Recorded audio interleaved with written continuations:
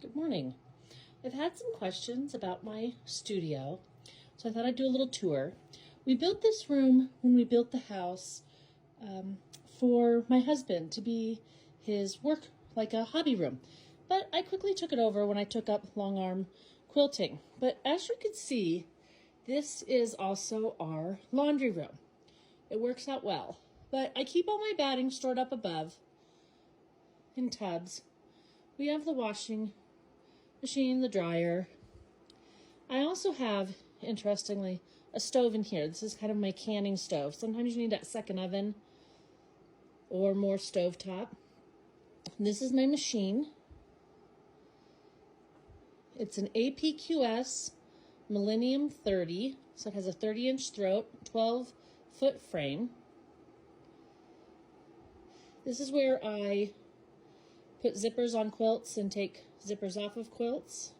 Eventually this will be replaced with an IKEA desktop, but it takes about, let's see, 4 hours for me to get to the nearest IKEA, so it'll be a little bit. This is where I hang my quilts when they come in. I measure them, hang them in their garment bags with their tags. I have dogs, so this helps keeps them clean. But then once I am done with, let me rephrase that, not done with, but once I've put the zippers on, they go up here with their zippers ready to be put onto the frame. Since this was originally my husband's room, it still has most of my husband's pictures because it's the only available space in the house, the only available wall space.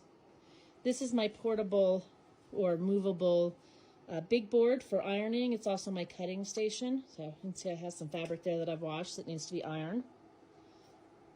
And so we come along. Here's my desk.